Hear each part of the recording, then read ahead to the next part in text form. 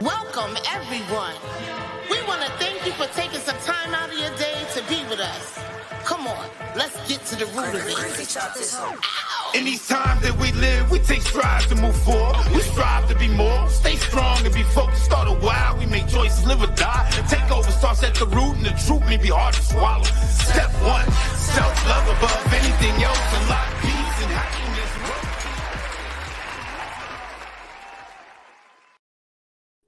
Good evening, good evening, good evening, and thank you for tuning in to At the Root of It. My name is Shannon, and on today, we will be discussing what we discussed last week, which was the topic of the day, lust versus love, fidelity, and trust, part 2.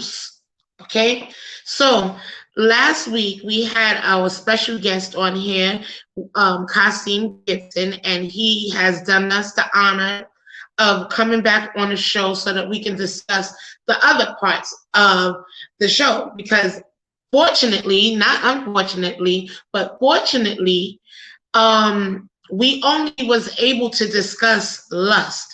But that's, you know, that was one of the topics that really needed to be touched on. And I really wanted to see how many people actually tried to do the things that I told you to do. Like when those emotions and those feelings come up, do you, tell Ichabus and Sycabus to get away from you, to leave you alone? But we're not going to stick on that particular topic because we conquered lust last week. But what we will be discussing tonight is love. Love in the Bible says that it covers a multitude of sin. In Corinthians, 2 Corinthians 13 says love is patient, love is kind. It doesn't envy, it's not puffed up, it remembers no wrongs. And I know that, good evening, Dee, how are you? Good evening, everybody. Please tune in, chime in, let me know that you're watching. But like I was saying, the reason why I know that scripture so well is because that was one of our grandmother's favorite life scriptures. She taught us how to love in spite of. She taught us how to smile in the face of adversity, or to laugh in the face of adversity. And she also instilled in us what love does when it doesn't remember the wrongs. And, I grew up with a really good example of that type of love. I'm gonna give you a little story before I bring our guest on. So, my grandmother and my grandfather was married for years, right? So, after my grandmother had our aunt, they broke up, basically. And so my grandfather went his way, and my grandmother went her way, the Lord's way, right? And so she lived her life for Christ, and she did all of these things for the Lord. And my grandfather was in the streets, so they didn't live the same type of lifestyle together. But when my grandfather got sick, right? When he got sick, my grandmother was there. My grandmother accepted him back into her home, and she took care of him, and she loved on him, and she made sure that he accepted Jesus as his Lord and Savior before he went home to see the Lord. And I believe that that type of love knows no bounds. It showed that regardless of what people do in their life, when someone needs you, you're there for them, and you remember the things that they've done for you in your life, So that was like a really great example of what love does. Love covers. It remembers no wrongs when it comes to the gist of things. But to the root of things, when it all boils down to it, it covers, right? So before I start to get to really babbling on here, let me introduce my guest again tonight, presenting to some and introducing to others, Oh, he's not ready yet. Okay, well, oh, yes, he is. I thought he was going. Well, presenting to some and introducing to others, I have our guest from last week, Mr. Kassiem Gibson. Give him a hand, clap, clap, clap. Clap it up for him. Clap it up for him. All right, all right. Thank you. Thank you so very much again for coming on to the show tonight to help us finish out this segment of lust versus love, fidelity, and trust. Now, I was gonna keep babbling, but then I was like, wait, let me bring him on so then I could babble with him on the show, right? But I wanted to, before we get into the meat and potatoes of the show, I would like to play a song. Now that song, my sister and I, we recorded this about 2009, and it's one of the songs. My sister is the songwriter of the Willis Sisters, Part Deuce, and I never really put my pen to the pad like that. I didn't really know how to write, but I wrote this particular song, and I gave my sister a whole bunch of pieces of paper, right? I wrote different things on different pieces of paper, and I handed her the paper like this, and I said, here, put this together, okay? And she's such an awesome songwriter that she came up with this song, and it's called Love. So I just wanted to play it because it fits so well with the topic of the show, and we really need to know if love is a feeling or if just love is just an emotion. Is it a secondary emotion, or is it a feeling? So, but we're going to listen to this song. We're going to listen to like a little snippet, and then we'll get into the topic. So, Maestro, please.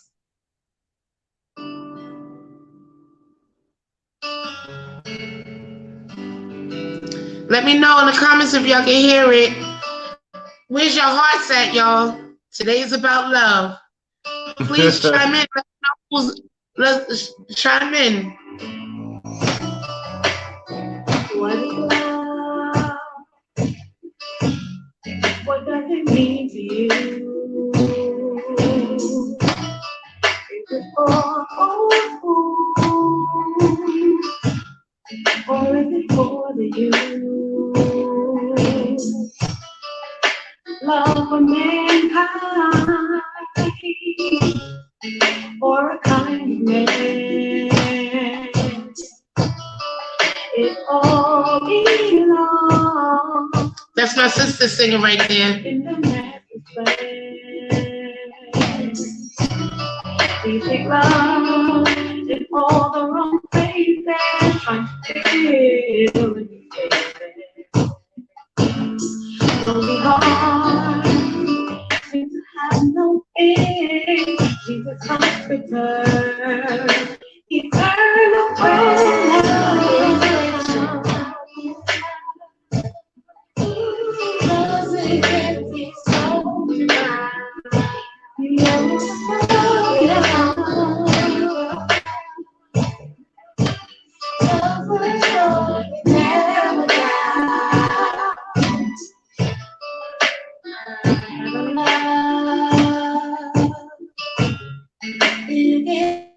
That's me, guys.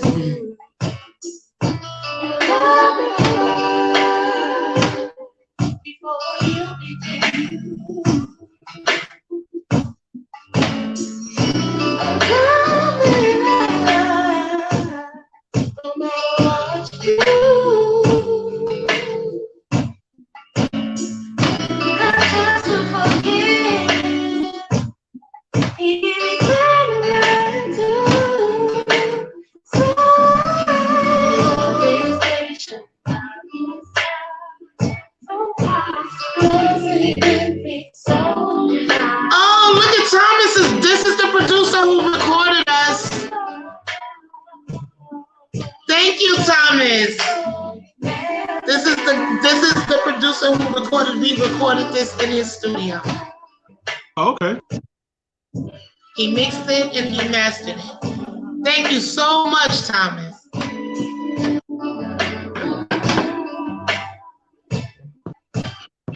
Yay, thank you, D.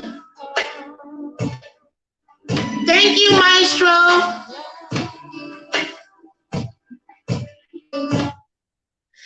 Thank you so much. So I wanted to play that. You see, love is behind me, love is around me, love is who I am. It's the epitome of my being. And I really believe that that's the greatest commandment in the Bible, is to love, above everything is to love. So tonight, like I said, if you didn't know, if you're just tuning in now, it's about the love, fidelity, and the trust part. Because again, we handled the lust. Now let's get over to the real good stuff, which is the love, right? And we need to learn that there's different levels to love, just like there's different levels to everything. You know what I mean?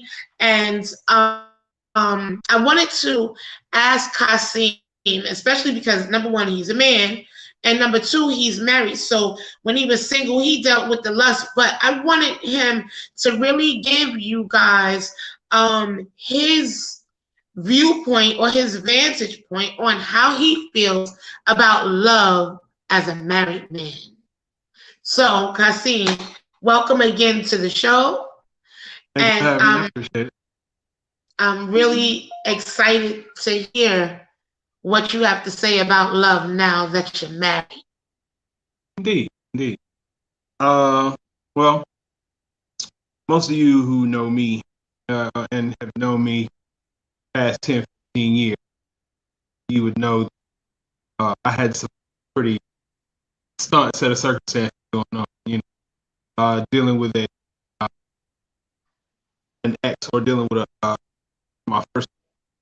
It was tough. It was bad. It really did give me a terrible taste. It gave me a complete disdain for marriage, things thereof.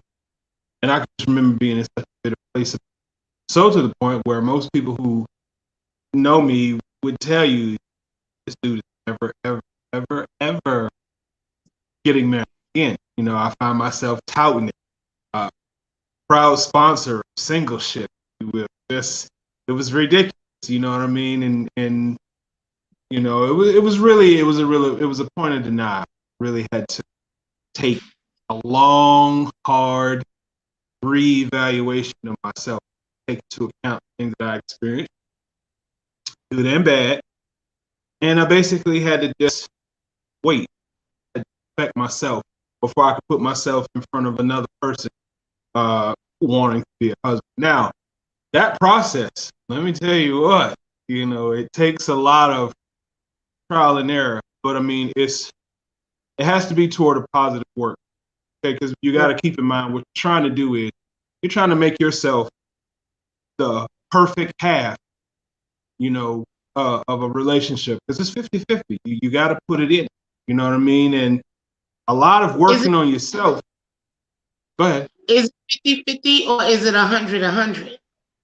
Nah, because 100 is 200. You know what I'm talking about? It's 50-50 to me. The reason why I ask that is because so many people like myself is on the journey of self-love, right? And so what I'm trying to do now, school me, because I ain't never been married. You understand what I mean? But what I'm trying to do is I'm trying to be a whole person within myself.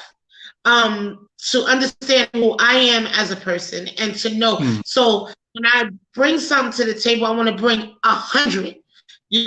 I want to bring 100% of me, 100% of whole me, healed me, ready to love me, like some India Irene me. You know what I mean? Al bars. You know what I mean? But think about it though. You know what I mean? I want to be ready for love. I don't just want love, but I want to be ready for it. I want to be equipped for it. I want to know that nothing from my past can dictate my future with it. Like I want to be 100% whole. So I'm not singing Erykah Badu, bad lady, you're gonna miss your whatever. Carrying all these bags like that. Why? Why we gotta carry them? Why can't we drop them off somewhere and leave them and burn it and don't ever pick them back up again and become a whole person? So that's why I say I think it's more 100. You know, and well, that's yeah, I get the gist of that math. You know what I mean? You want to go 100% into a situation where you feel like somebody's going to bring their 100%. Only both people have to be underneath that understanding, because you see how I said 50-50, you said 100. Well, the person who believes in the 50-50, you bring 100, what he got to do? up his ante.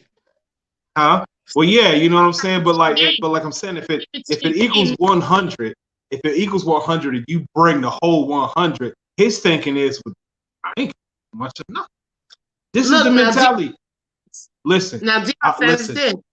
It takes two whole people. Look, Dion said it takes two whole people to be successful. Totally.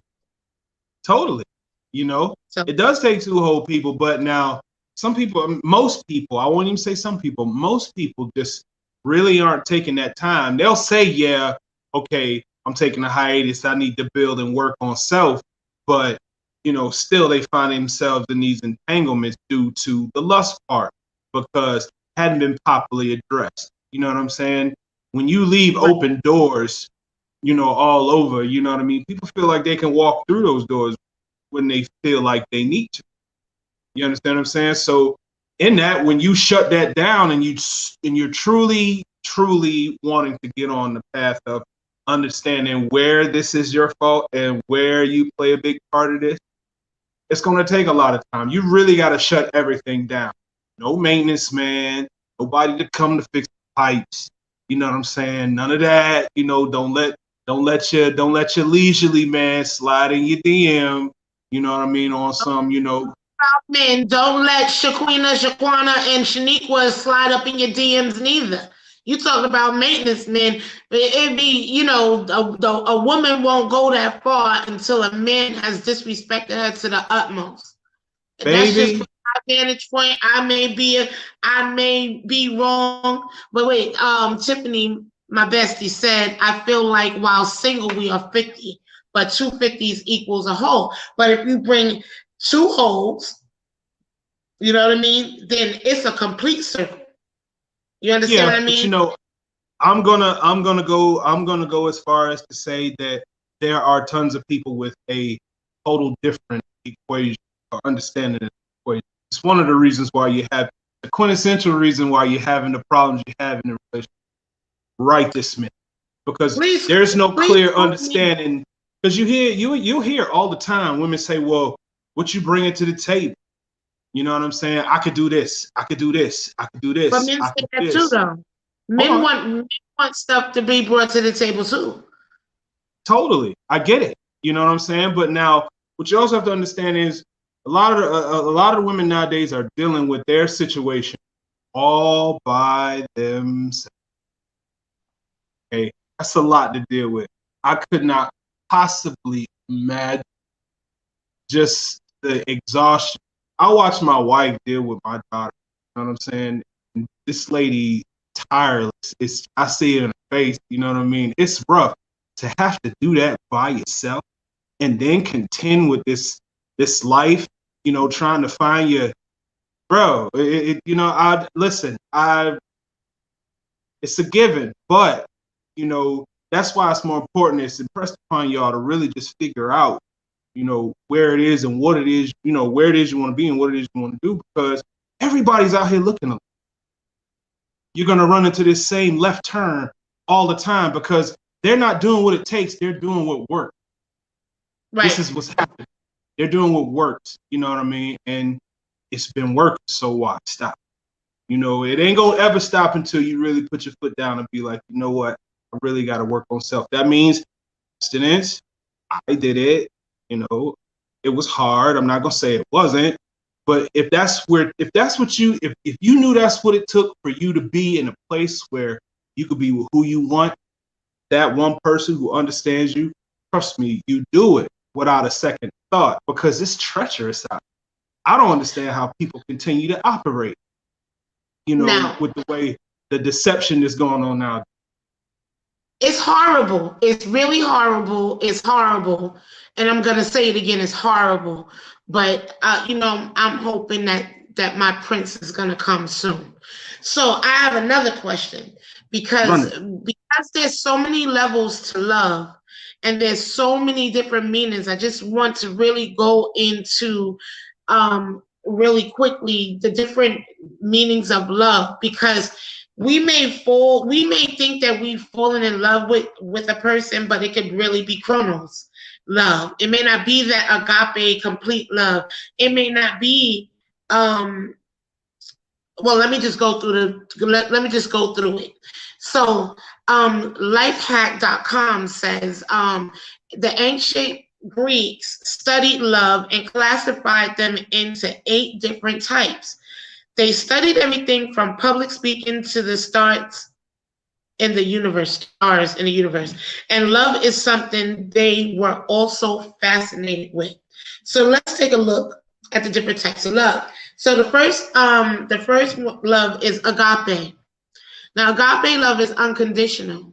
That's the love that parents really are supposed to have, that agape love for their children. The same way that God has that love for us, we must kind of mimic that love to our children, right? And so it says, first we have agape love.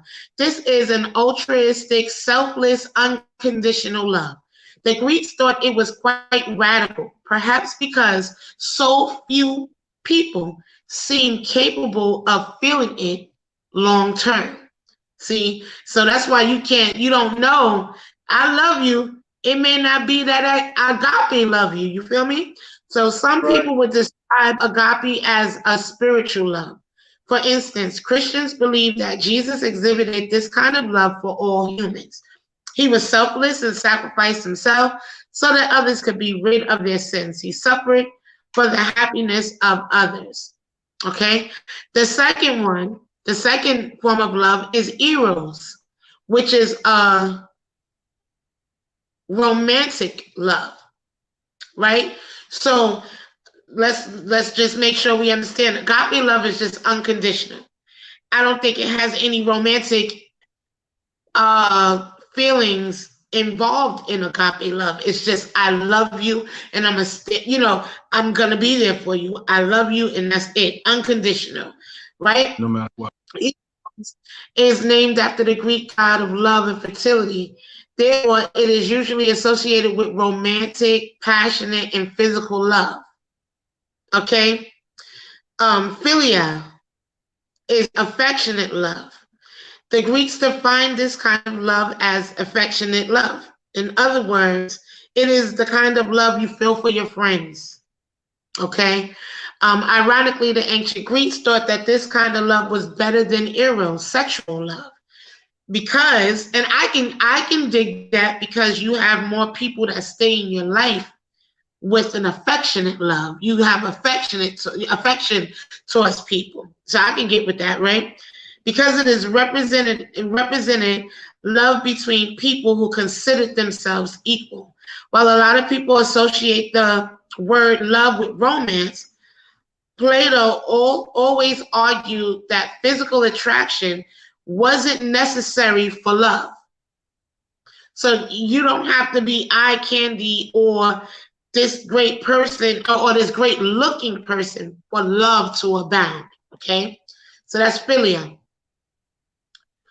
Philutia, I think I'm saying it like that, but it's philutia, self-love. In our modern day society, most people associate self-love with being narcissistic, selfish, or stuck on themselves. However, this is not what the ancient Greeks meant by self-love. Self-love is not negative or unhealthy in any way. In fact, it's necessary to be able to give and receive love from other people. We cannot give to others what we do not have, and that is so profound. If you've never been in love, if you've never been shown love, how can you give love? That was the same thing that my grandmother would say. There's a lover and a lovey. A lover knows how to love. A lovey knows how to accept love. You understand what I mean? And everybody has their position to play, and they can be interactive. Okay. We cannot give to others what we don't have. And if we don't love ourselves, how can we truly love others? Another way to look at self-love is by thinking about it as self-compassion.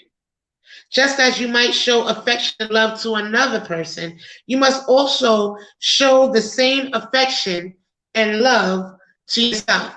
So I want to use an example with that, because I know so many women, and I don't know if I've done it before personally, and if people know me, once I say what I say, y'all can always let me know, because I like to self-check. But what it was saying there to me is that you know how to love a man, right? To the fullest capacity of love. I'm going to show him this. I'm going to show him that. I'm going to do this. I'm going to do that. And so you put on your representative to love this man the way that you think they want to be loved, right? When that man is gone, you don't even do the same thing for yourself. Where you do that at? You understand what I mean? So, what's that called? Fellatio. Not fellatio. Fellatia. No. Okay. I'm telling you, it says Philautia.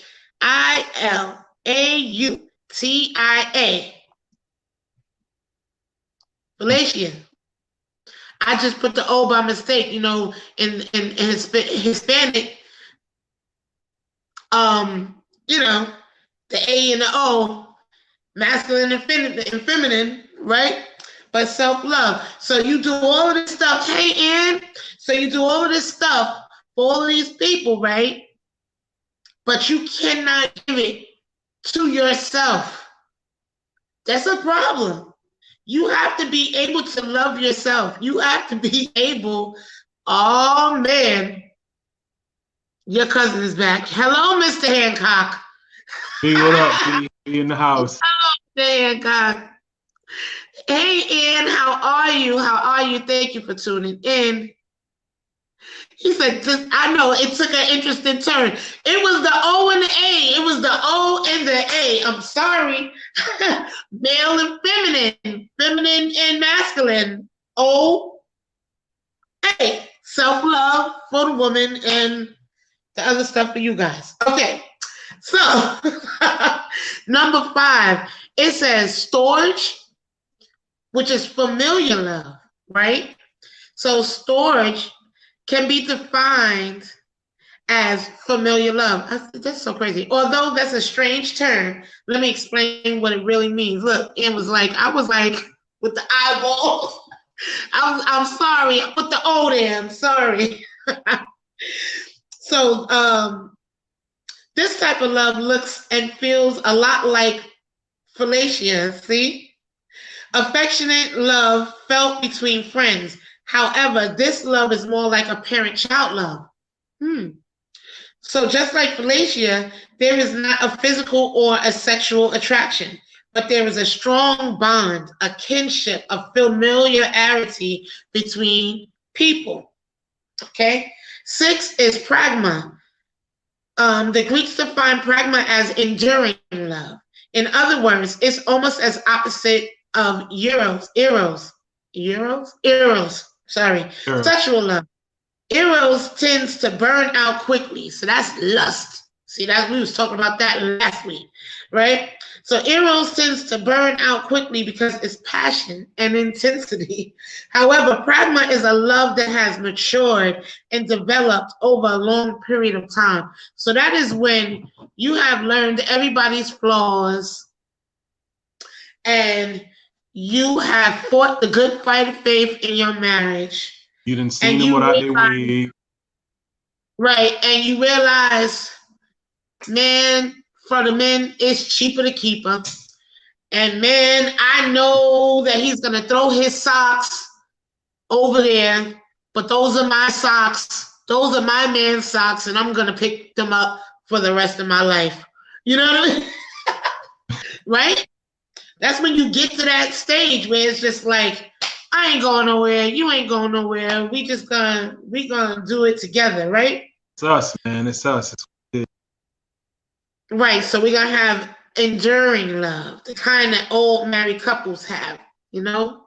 So, and then pragma. No, I said pragma.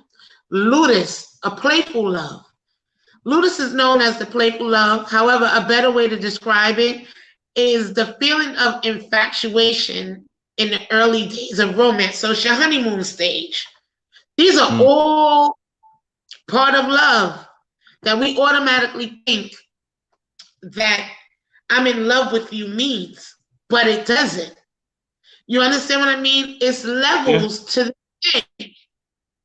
That's why they tell you to be friends first. You know what I mean? Don't rush things, right? They tell you to be friends. Oh, it's one more. And this one, if anybody has stalkers out there, good evening, Tan. Just okay, mama. You here. So the last one is mania, which, of course, that sounds like manic, you know. So it's obsessive love, right? So mania is not necessarily a good type of love. Nah. What you mean? I'm laughing at the article. Okay. Right. It is obsessive. It is the type of love that can lead someone into madness, jealousy, or even anger. So now look at that and pay attention to that too, because that is still considered love, but it's obsessive love. You understand? And it's like, wait. That's not the type of love that I want to endure. That's why we're going to go into the 5 different love languages. Because in order for us to have successful relationships, whether platonic or otherwise, you know, you have to be able to understand the person's love language so that you have clear communication. You will know how to treat people once you know their love language. And there'll be less altercation or less arguments about how you're treating somebody if you understand the love language. What is that's all of us? Oh, obsessive love? Yeah, I believe that all of us may have a smidgen of obsessive love in us, but it's the manic about it. It's the mania about it. Those are the ones that stalkers, sociopaths, psychopaths. Those are the people that turn into those people. You know what I mean? You know, I'm not talking about it. Oh, I didn't put my disclosure out here. So, yes. Oh, yes. Yes, jealousy, we talked about that too, and jealousy is one of those emotions that you cannot control. It just comes upon you. And then it will stay on you if you don't recognize it, acknowledge it, and get it away from you. You have to acknowledge stuff like that so it won't eat you up and come back to haunt you. And always you'll be the person that always got the green eye monster because you always denying that you're jealous. Just admit you're jealous. Admit that you want what somebody else have in a very nice way and call it a day and get that monkey off your back. You don't even realize why you don't got certain things because you're jealous of people and you're mean mugging and casting, you know, side-eyeing them. Like, you know, anyway, I could go in on jealousy. Believe me, you. In. All right? So, Kassiem, so tell me, when you fell in love with your wife, right? And you decided that this is the woman that I'm going to marry because you said something that was so awesome when I first asked you to come on the show. And I should have wrote it down just in case you didn't forget, remember. But you had described the difference of the love and what it did for you. You now understand why the love is, because, and I want your viewpoint so bad, because some men may feel like this is a topic that they shouldn't talk because it's going to take away, it's going to emasculate them in some way, shape, or form. But love Love does not emasculate a man. It shows strength, and it shows that you know how to. That's the biggest misconception. People, most men, seem to feel as though love will emasculate them, when in actuality it accentuates, it defines. It love on a person, especially when you know that person to be doing one thing or another thing, maybe they weren't doing so good. You can tell, you can always tell somebody's in love because they look, you know what I'm saying, upright, astute, slow, you know what I mean? They look like they just switched to Geico. I say it all the time, you know what I mean? Yeah. Yeah, that's real. I'm telling you, it's real. And like my wife, because my wife and I remember years back, I was bouncing over on at a bar and grill on Flagler Beach. I was a bouncer. Me, a bouncer, right? But anyway, I'm in there, and then her and two of the young ladies I was going to college with at the time, brought her up, and we sat at the bar. We talked all night long. But the thing about it is, she was on her way to be with someone else when I met her. You understand what I'm saying? So as gorgeous as she was and as beautiful, you know what I'm saying, I had to be like, whoa, because I had to have respect for what she was on her way to do. So what we did was we kept in contact with each other. Whoa, I'm sorry. Tiffany, you heard that whoa? I just had to talk because that whoa be in there anyway. Go ahead. Sorry. So, and then, when she went on her way, you know what I mean, I'm still was doing my thing, and we kept in contact with each other over the years. We always call and check on each other, see how each other was doing. Because that conversation that we had that night was so profound. You know what I'm saying? It's like looking through a keyhole at the future that you just really don't know yet. You understand what I'm saying? So you don't want to be anxious or overzealous. You don't want to jump the gun. You want to ruin the situation. So, that level of friendship is there. You say, hey, look, when you need or whatever, we can talk about it. So over the years, we talk, fast forward. And, here we are. Some years later, she gets married. You know what I'm saying? And I was like, wow, I was genuine. You know how you feel for your sister, your brother when you know what I'm saying, when they get, oh, wow, that's great. I was invited. I couldn't make it. You know what I'm saying? And she got married to somebody else, but before she got married before, she got married before she married me. Right. Wow. So check it. So, and we kept in contact through that. You know what I mean? But very minimal contact because she was married. And there's a respect there. You understand what I'm saying? I didn't want to appear in any way, shape, or form a threat to anything. So I kept my distance and I checked on, my sister, my girl. You know what I'm talking about? I checked on her. Well, things didn't work out. You know what I'm saying? And, we found ourselves in a situation where we sat and we talked. I'm talking, my wife, if ever, y'all get a chance to talk to my wife.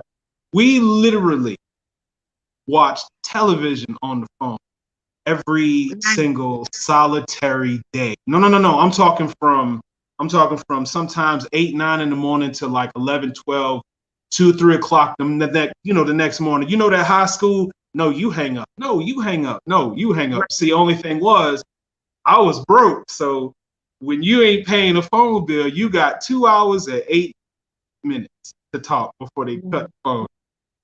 And then it would get to 2 hours and 7 minutes, and I'd be like, all right, baby, what we gotta do? Hang up, call right back. It was great, you know what I mean?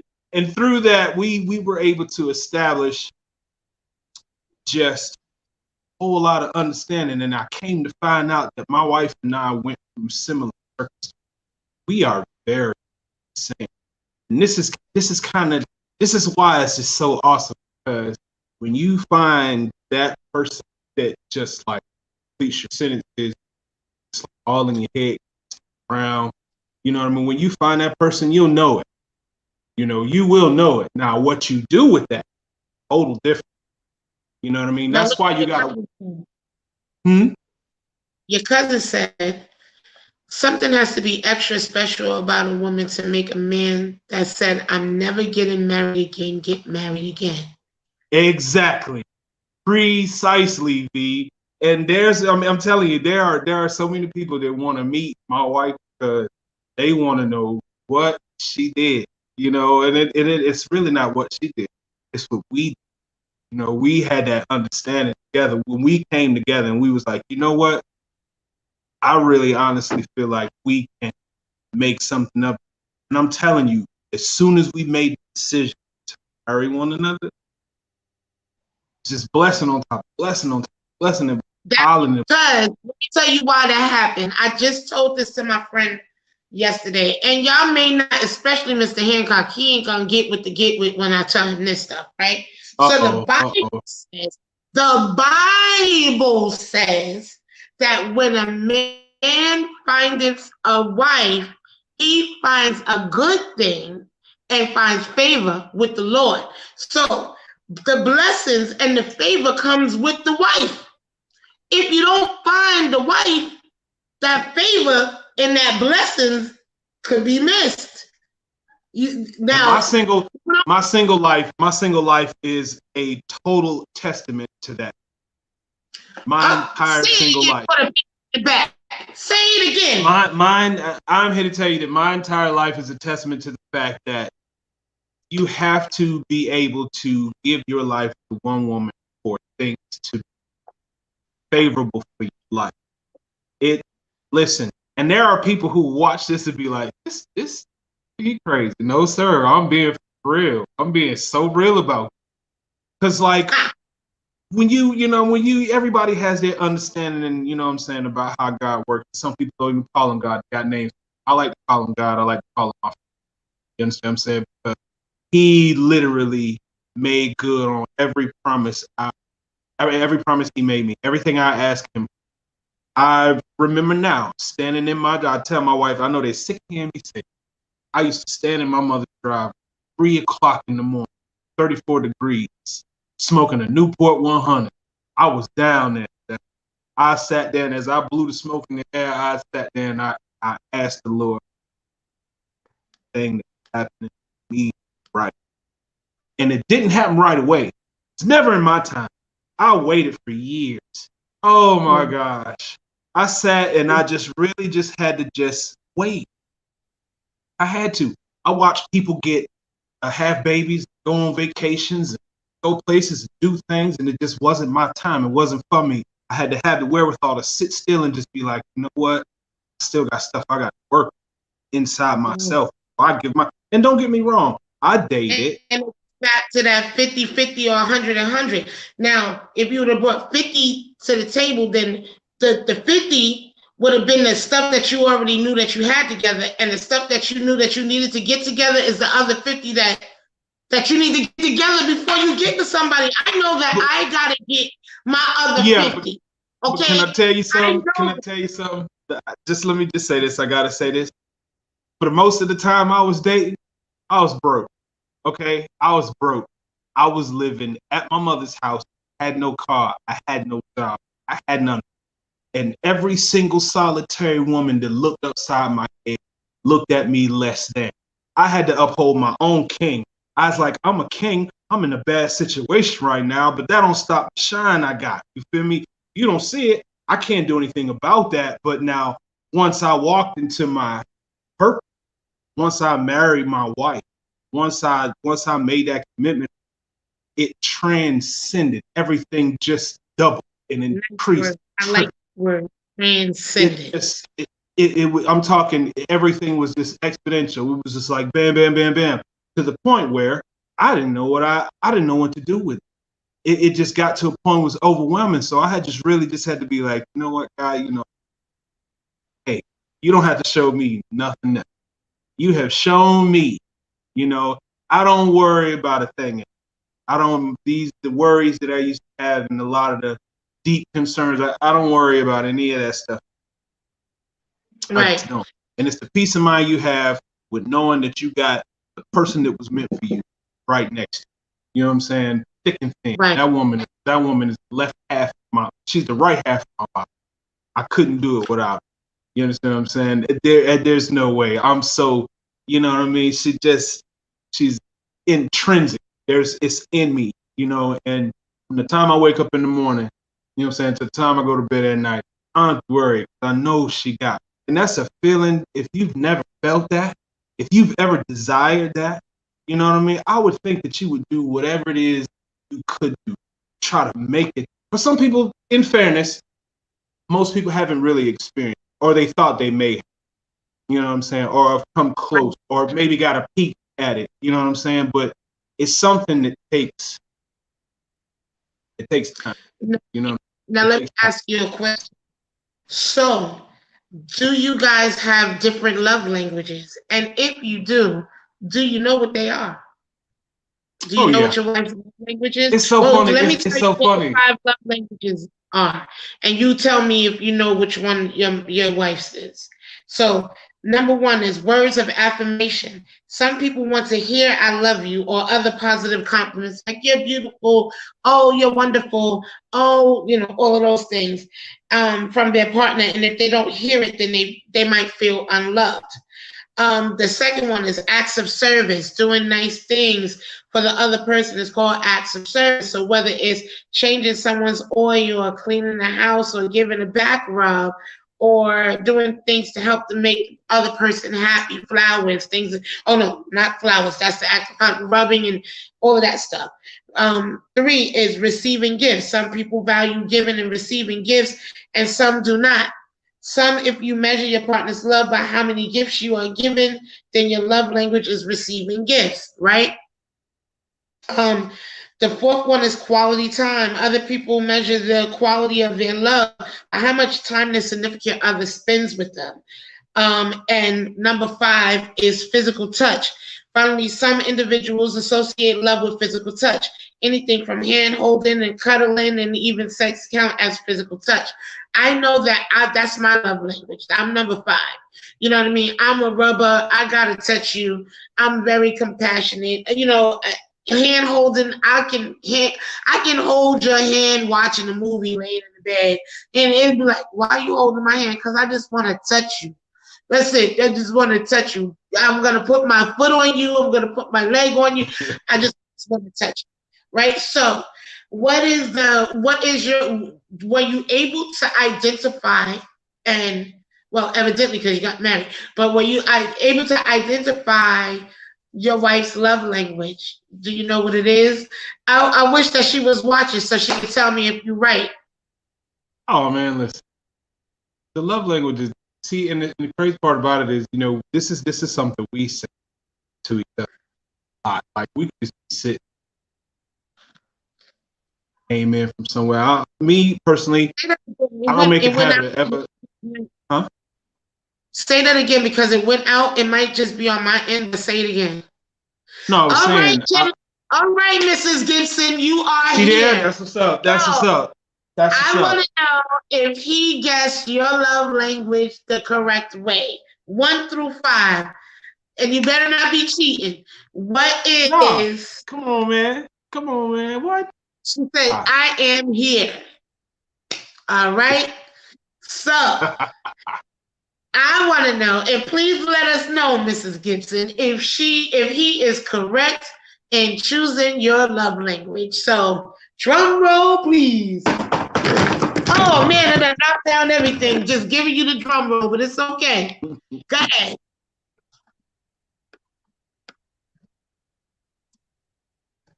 As far as her love languages? Yeah, what's her love language? Oh, yeah, well, Eros, agape. No, let's start with agape. What? No. That's not the love language. I just read you the love language. Is she 1, words of affirmation? 2. Oh no! Whoa! Okay. My bad. You know what I'm saying? She is words of affirmation. She is encouragement. She is act of kindness. You know what I'm saying? She is protection. She is check on me. Sometimes, I mean, she check on me so much. She don't want to aggravate, but she checks on me. She's always checking on me. Consideration. She don't ever break the plane at the door, coming in the house. She has something for me. We're like that in the same respect. I can't pass a Bath and Body Works without coming home with something because I know that's so like words of affirmation. She's acts of service, you said. So all of that. Words of affirmation, acts of service. well, Dion said most people have at least 2 love languages. So yeah. Mrs. Gibson, hey Tifa, how you doing, baby? Mrs. Gibson, mine are acts of service and quality time. Oh, you got one of them right. One of them right. Okay, so she said Kassiem's are gifts and words of affirmation.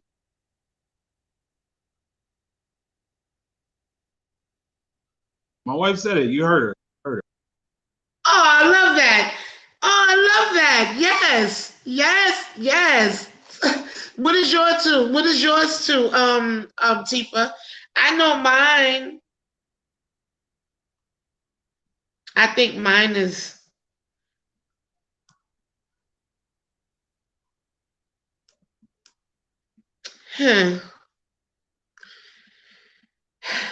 I think mine are okay. So she said, as far as what we each like to receive, yes. Okay, so hers is acts of service and quality time. Yours is gifts and words of affirmation. So mine, I'm going to say mine is physical touch.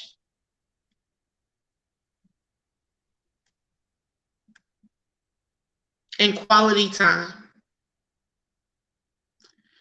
I think physical touch and quality time is my main thing. I don't really care about the gifts and stuff like that. I mean, I would love gifts. I would love to be surprised. I would love all of that, but that doesn't matter. Time spent matters because it's memories, and physical touch because I get to rub on you. I get to hug and squeeze and love and, like Elmira, you know what I mean? So Tifa said that hers is quality time and acts of service. Dion says she thinks she has 3. I mean, I can take the receiving gifts, but it's more so, and I don't need affirmations either. Like, I don't need anybody to tell me that I'm beautiful, because that doesn't matter to me. I can tell myself that in my affirmations to myself that I say to myself on a daily basis. You uphold your own sex. All right, right on. Not just that, but it's to make sure that I know who I am. Because if you can't, like you said, if you don't know how to love yourself, you cannot love anybody else. You have to love the skin that you're in. You have to love the people that love you. But you gotta love you. Everything about you, every aspect, even the things that is wrong with you. Like, I had a beautiful smile when I came to this earth, and now at 44, it ain't so beautiful. But did it take away from my beauty? Sometimes, yes. But for the majority of it, no, because my spirit is beautiful, my mind is beautiful, and I'm beautiful. I mean, if I smile a certain way, you won't even see it. You know what I mean? You know what? I really need you to calm down. You are fine. You're fine. Listen, I'm just telling, everybody has their thing, right? It's true. Everybody has something that they wish that they can fix on themselves.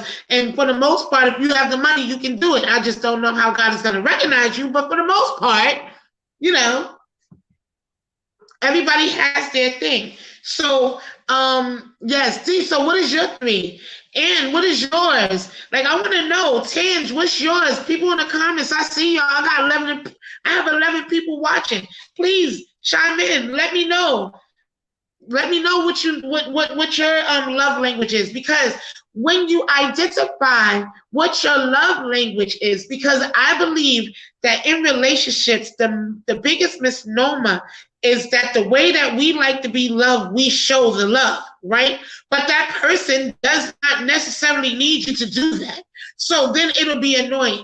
If your love language is physical touch and your partner's love language is receiving gifts, he don't want you to touch you, or she don't want you to touch her. She wants flowers. She wants a ring. You understand what I mean? She wants balloons. She wants to be surprised. Take me out to dinner. Treat me like this. And then the man will get mad because, or the woman will get mad and say, oh, you don't want me to touch you, but if I buy you a shirt, now you happy, right? Come on. So you got to, you got to understand that you can't love people the way that you want to be loved. You have to find their love language and what makes them tick so that you can have a healthy and cohesive relationship. And when you know that, she acting like a baby, she wants some flowers, she wants soccer, right? Oh, she acting like a baby. I think I need to sit on the couch and rub her feet. She wants some quality time with you, right? I mean, it's just that simple. Like, if we can simplify this thing, we can simplify because there's signs and there's signals that shows you when someone needs that dose of love, whatever that dose of love is. So Anthony said that her love language is affirmations and gifts. So she wants to be told that she's beautiful, she's smart, she's intelligent. Well, that same thing. And that she can do all things through Christ, which she can. You know what I mean? And she likes gifts. Ooh, ooh, ooh. I know that about her. Anthony is one of my dearest friends. We've known each other since the 9th grade. So, and then here comes Tifa, who I've known since the 10th grade or the 11th grade. So long friendships. This is called agape love, y'all. This is an example of agape love. Although we went through mountains and valleys and we separated and we came back together, and the love never shifted. The love never changed. The love never stopped. So Tifa says, I think everyone likes words of affirmation, especially men. Yeah, because see, the thing is that men operate on their ego. You know what I mean? So when you can rub and boost their ego, then there it is. It's like, boing, I can do this. This is their head. I can do this because I'm strong. Dion says, when you say it like that, it just sounds bad, but it doesn't negate the fact that it's true. Men work off of ego. Yeah, because it's true. That's the truth. And the truth shall set you free. Y'all need y'all ego stroke. Listen, we can pump y'all up. Y'all, come on, you got this. Come on, you can do this. What does the coach or the trainer do for boxes? All right, you got this. You the man, Mike. You got this. You gonna do X, Y, Z. And they're like, yeah. But see now it's true that everything that you're saying is true. But I've seen that on work on both sides, both positive. I've seen that. Because on the positive side, it is words of affirmation, but on the negative side, it's gaslight. You feel me? You're fueling this man up on watered down fuel to do something that, you know what I mean, is going to bring you gratification, but bring him nothing but degradation. It's not cool. I've seen it go both ways, and both sets of people do it. You understand what I'm saying? Everybody has that weaponization of affirmation. But wait a minute. Let me just put my hand up real quick. I ain't mean to catch you on that ego comment, because Dion was like this. Ooh, Kassiem did not like that ego comment. No, women, but I wasn't negating the fact that women got egos too. I wasn't saying that at all. I was just saying that the men go for the biggest cars, the best cars. It's all ego driven. It's all pride. Yeah, but now you got to look at why they have the biggest cars and the biggest trucks. And I'm sure everybody's heard this adage. Same people on my show, so I'm not going to say what I think it is when men do that. I'm going to say what I think it. I'm going to tell you what I know it is. Don't hold it against me. Kassiem is going to say it. No, it ain't. Listen, usually you got to understand, and this is a mistake a lot of women continue to make. Any guy with the big this and the big old car that's like 18 feet off the ground, or the rims and the boom and the bump and the smell good, all of that is for show. This is who this man thinks you like. And because he thinks you like that, that's his main line. So if you walk up to him and you're like, hey, you smell good.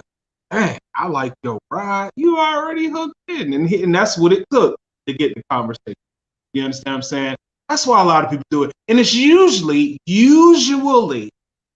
it's because of lack thereof. If I have to put things on, stack things up, make things smell good in order to stand a couple minutes in your face to get affirmation, well, I feel like there's something wrong with me. Now, granted, we've all done it because we've all seen other people do it. We all trial and error everything. When you come to that point, you feel like, well, don't necessarily do that. I walk out the house now, toes ashy than a mug. You think I care? My wife loves my ashy toes. Yo, love you though. Look, Thomas says, men that goes for big trucks for no reason are typically insecure. Exactly, my man. That's my man. Exactly. It's compensating for something else. That's why I said lack thereof. It may not necessarily be. It may not necessarily be, but he's missing something. Usually it's the main thing. And when they're missing that, they have to stack so that everything else is on the up. That's why it's awkward when you finally get down to it. But now let me ask you a question. You ever heard anybody complain about bad sex with a millionaire? Oh, it broke up. Did y'all hear what he said? Say it again. I said, have you ever heard a woman complain about bad sex with a millionaire? It doesn't happen. It happens. They just don't talk about it. Well, no, they talk about it when the money stops. Everybody talks about it when the money stops. Right. I'm that like, doesn't it happens. count. Don't happen because it probably happens more times than not. Listen, it's Wait, true. It's true. But some of these women knew he had 3 stomachs when he was working and all that bread. Don't talk about the 3 stomachs now.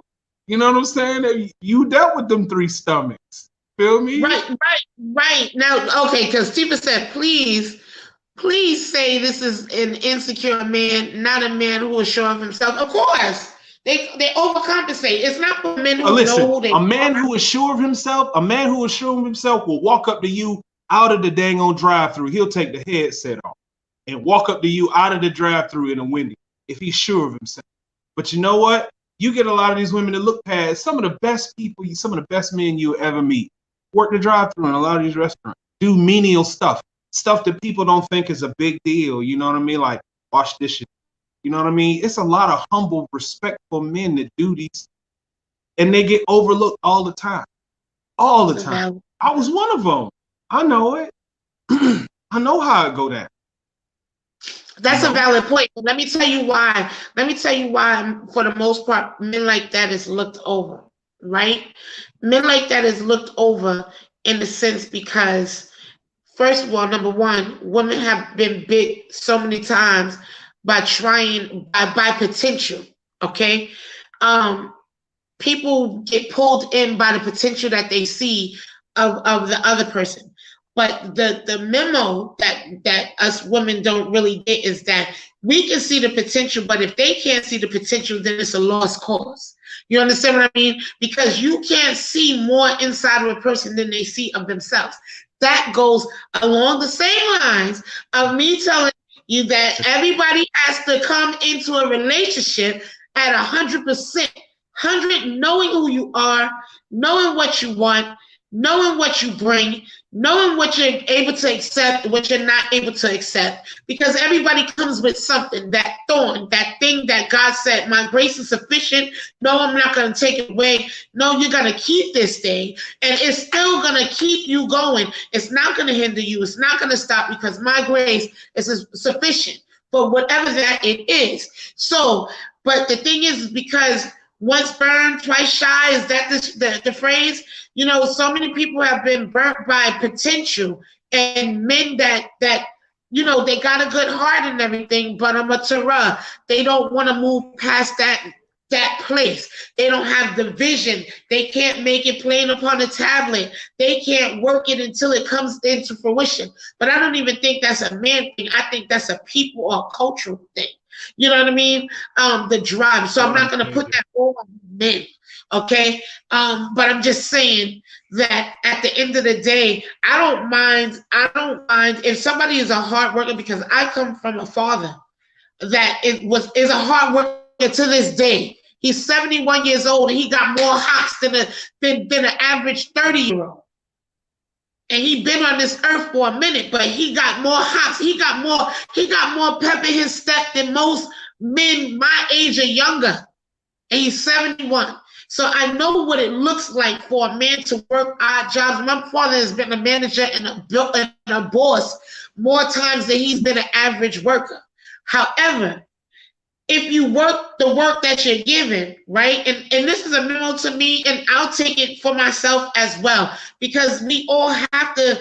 I can't spit it and not receive it, right? I'm not a hypocrite. So my father gave up. He was very tenacious. Even if he started low, he worked his way up every time.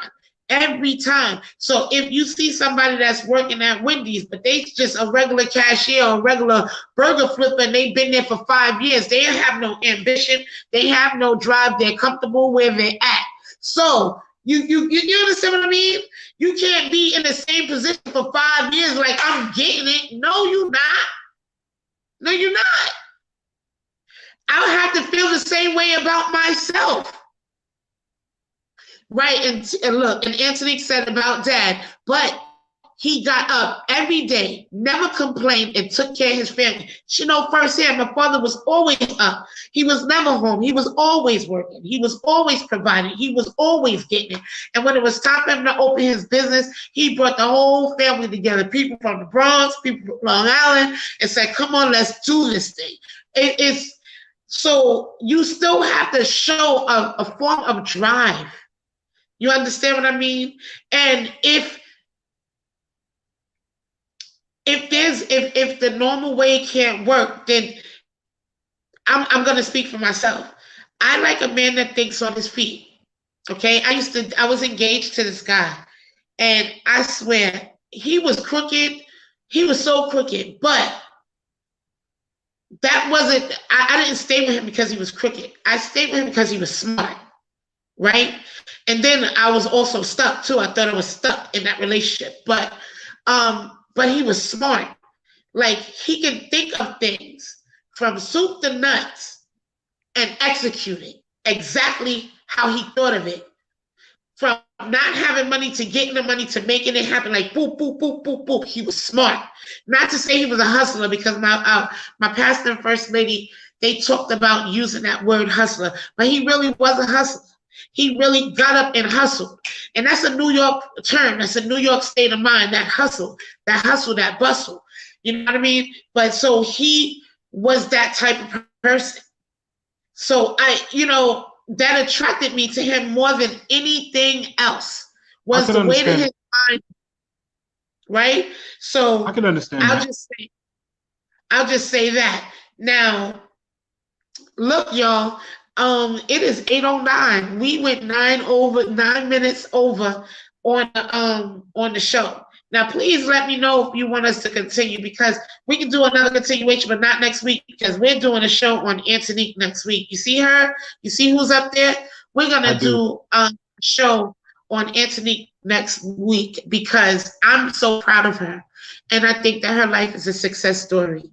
I really want to highlight her tenacious and her stick-to-itiveness, her willingness to press on and press through in her life, and to show people that it doesn't matter what age you try to get your life together. Even though she's always been successful in her adult life. She had her.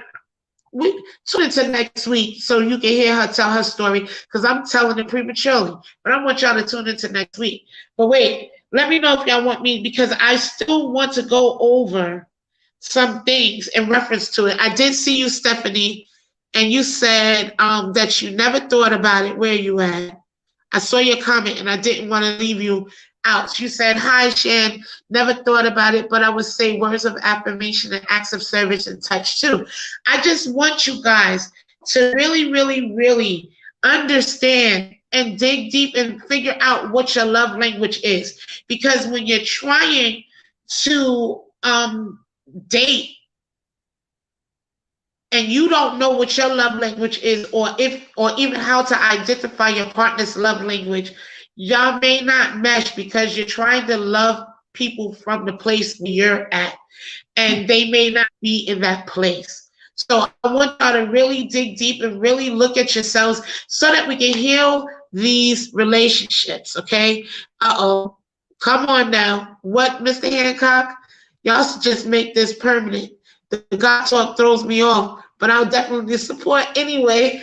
Well, listen, you're going to hear the word whether you like it or not. But I thank you. I really appreciate you, Mr. Hancock, because I like your commentary. It keeps me on my toes. We will definitely be talking, listen, you come back every Sunday. I'll make sure you on the show. I'll make sure you highlight it, Mr. Hancock, because you're going to always bring some spice, okay? Yeah. But God has to be in the middle for me, because I didn't give my disclaimer earlier in the show, but my disclaimer is that this is not I'm not a psychologist. This is just these shows and these topics that we speak on is from my vantage point, from my experiences. And I just want to share it and give y'all a different perspective on how to view things, because your way is not the only way that you can view things, okay? Other people's vantage point will give you a higher perspective and a broader outlook on what's going on. And that's mainly the basis and the mission of At the Root of It. We have to get to the root of these issues, and we got to talk about it, but we also got to keep God in the middle, Mr. Hancock, because he's in the middle of this. He's the wheel in the middle of the wheel. Whether you believe it or not, I get it. I'm not forcing my belief on you. Whatever, you got your free choice, but so do I. And I just says, Jesus is real. I know the Lord is real to me. I didn't say to you. I said to me. So what did he say? He said, maybe I'm here to bring you the word. Well, listen, God spoke through a donkey. Listen.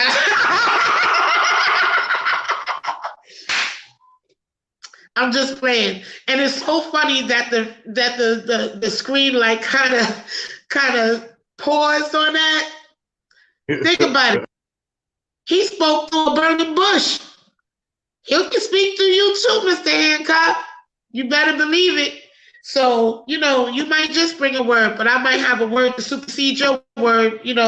Just know that we go toe-to-toe, blow for blow with this, because I know that he's real. And again, I will never force my beliefs on you. I can only tell you my experiences and what he's done for me. But until we meet again next week, I'm not going to keep y'all unless y'all want to talk more about the subject. We have all night. Well, I don't, but we do. Okay, let me just give y'all, what do you say? That was a good one, but I'm too logical to believe any of that. My religion is logic. I get it. I'm a realist. However, it's some things that I just can't explain, that when I ask of the Lord and he provided for me, I know logically that I didn't do it and nobody else did it either. Logically. Just my point of view. But anyway, I want to tell you, what is the highest form of love? Philia. Philia is the highest form of love because it is a two-way road, unlike eros and agape. There's seven stages of love. It's attraction, infatuation, love, trust, worship, madness, and death. Jesus. All right. 15, a couple of words.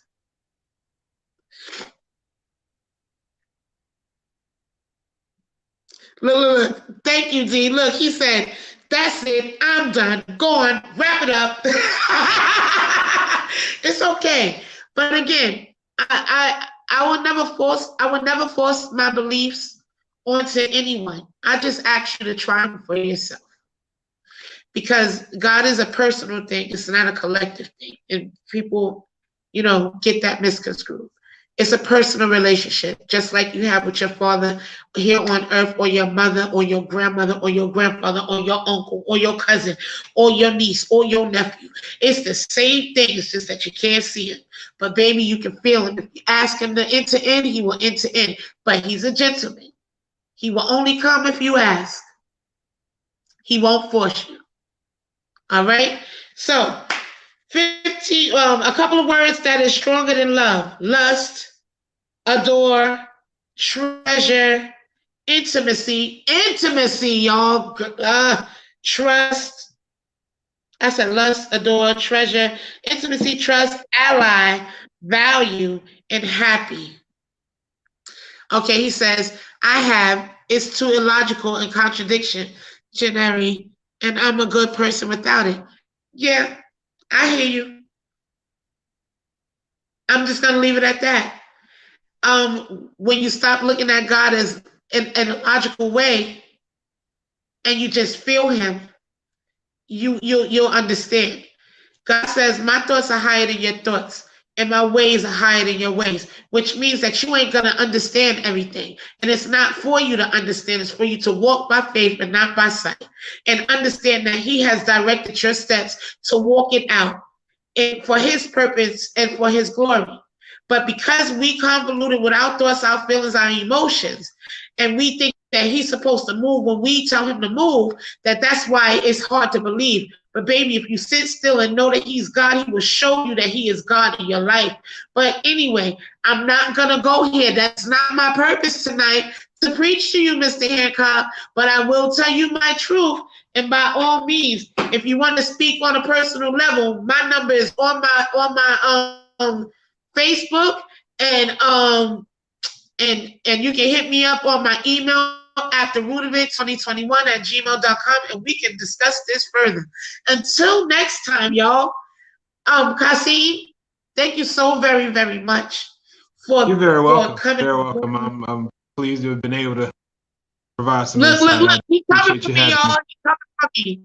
Look at this. He's coming for me. It's okay. Actually, okay. Hey, well, y'all hash that out. Y'all do what y'all do.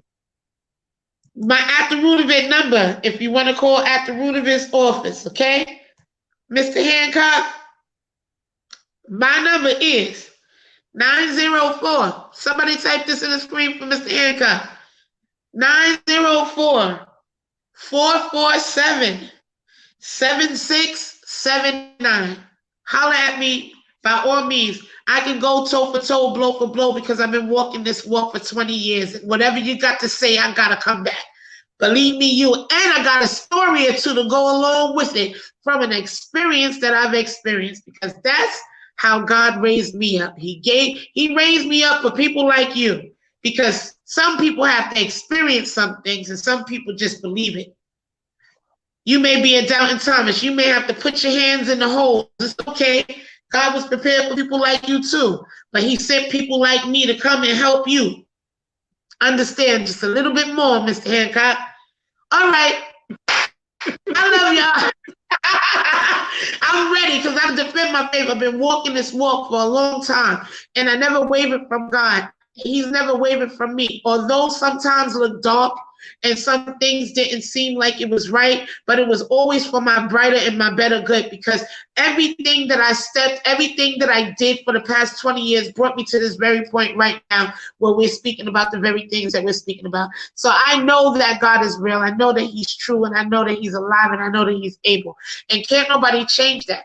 But again, you got to allow him in to take control. And most men have a problem with that anyway. That's why there's more women in church than men, because that meekness, y'all don't know how to do that. Y'all be like, what? I got a what? That shows weakness. Nah, but you're made strong in your weakness, boo. I'm going to school you. Holler at me. All right, y'all. Don't get me to preaching, because I'm going to preach, and I'm going to keep preaching. You good, yeah. Sis. You good. Yeah, y'all, like I say, y'all, I'm sure y'all will hash that out. But he said y'all love story. I'm almost certain of it. my own stories. These are not anything. He said, yeah, I know y'all love stories, laugh out loud, but these are my own personal experience with God and how he's made a way out of no way. And as he showed me my ram in the bush, and when he walked with me and he talked with me when everybody else was against me, and he stood by me. Even when I didn't stand by him. I got stories for days, but these are my personal relationship stories. This got nothing to do with Bible parables or scriptures. This is Shannon Willis, chapter 1, verse 100,000, 50, 900 and million. Because I've been through some things. All right? Yeah, sure. Kassiem, I love you to life. I love you too, sis. Thank you very much. Indeed, always.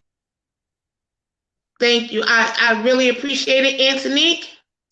Oh man, he wants to stay on. He said we don't need to. Nope. See, I'm not gonna read that. I'm taking that off because it doesn't have anything to do with race. So I'm gonna take that off. That's the only comment that I'm not gonna put up on Mr. Hancock because it has nothing to do with race. And we can talk about that too because I study Hebrew Israelites too. So let's talk. God made me a well-rounded person for a person just like you. He allowed me to deal with a lot of different people, a lot of places, and a lot of things, just so I could speak. Anthony said next week, grace versus mercy. You better say it, and he better catch that memo, because grace and mercy is renewed daily. You know what I mean? And we get it daily. We get an opportunity to get it right every single day. But no, next week is about you, and sorry, I need to just big you up because I'm so proud of you. So, till we meet again, I'm really closing out. Every time I say I'm about to close out, look at him. Stop typing so slow. It's true. It absolutely does. Watch the Nat Turner. I know. I did. My daughter is a well-rounded 23-year-old, and everything that I know. Believe me, we're gonna talk. Can y'all put my number up, please? Somebody type it in the comments. Oh, okay. So that's her story. She said that's her story. She said, no, that's my story. Grace versus mercy. All right. So that's what it's going to be called next week. Please tune in till we meet again. Put this number, please, D, somebody, 904-447-7679. Okay, Mr. Hancock, call me. Definitely. 904-447-7679. We will discuss this off the air. And until we meet again, Kassiem, thank you so very much for blessing my show for 2 weeks in a row. I really, really appreciate you. And no I'm sorry I didn't let you talk a lot because I'll be talking a lot, but I love you anyway. All right. And thank you, Mrs. Gibson. Remember, please subscribe to my YouTube channel. It's At the Root of It. At the Root of It. On YouTube, y'all can follow me on Facebook and look out for the website. It will be launched this week. We finally completed it. Yay! So look out for the website where you'll be able to place donations. You'll be able to view all of the different shows, all of the pictures from past shows, the different flyers, just different things, suggestions, again, because we do viewers' choice on here, and we have great things coming up. Again, thank everybody for the donations that has been sent in. I really appreciate it. Y'all know who y'all are. And until we meet again, guys, love you to life. Same bat channel, same bat time. Till we meet again. Bye-bye. Welcome, everyone. We want to thank you for taking some time out of your day to be with us. Come on, let's get to the root of it. In these times that we live, we take strides to move forward. We strive to be more, stay strong and be focused. Start a while, we make choices, live or die. Take over starts at the root, and the truth may be hard to swallow.